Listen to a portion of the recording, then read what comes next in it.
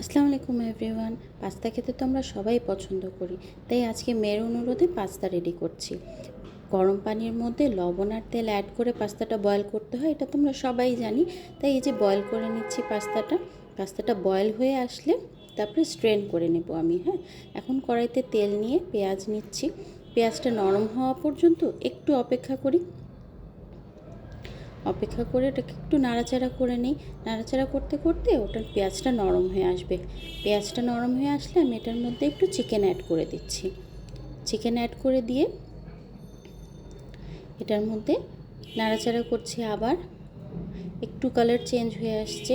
Colour change হয়ে আসলেই বোঝা যাবে যে চিকেনটাও একটু একটু করে সিদ্ধ হয়ে আসছে। এখন আদা আর রসুনটা অ্যাড করে নিচ্ছি। আদা রসুন অ্যাড করে নিয়ে ভালো মতো কিছুক্ষণ আমরা নাড়াচাড়া করে নেব, যাতে কাঁচা গন্ধটা চলে যায়। এই যে কালারটা কিন্তু সুন্দর মতো চেঞ্জ হয়ে গেছে চিকেনের। এখন আমি এটার মধ্যে রেড চিলি পাউডারটা অ্যাড করছি কালারের জন্য। কালারটা খুব ভালো আসবে চিলি পাউডারটা অ্যাড করলে। চিলি পাউডারটা সুন্দর কালার, একটা রেড রেড কালার এসে যাবে।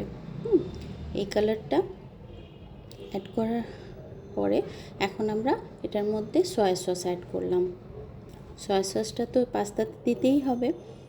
পাস্তাতে সয়া সস দিয়ে আমরা আবার চিকেনটা নাড়াচাড়া করে নিচ্ছি। এখন আমি ভেজিটেবলটা অ্যাড করে দিলাম।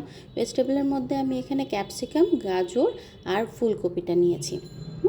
ফুলকপিটা নিয়ে আমি আবার এই ভেজিটেবলে তো লবণ দিতে হবে, আমি একটু একটু করে লবণ দিচ্ছি, একসাথে সম্পূর্ণ লবণ কিন্তু দিয়ে দিচ্ছি না।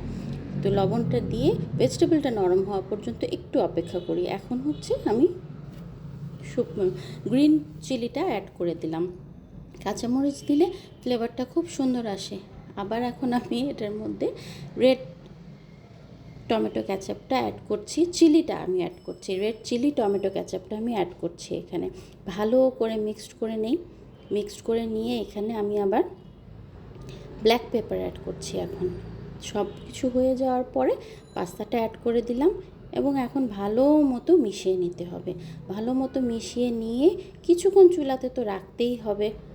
রেখে একটু একটু করে মিশাচ্ছি আর অপেক্ষা করছি।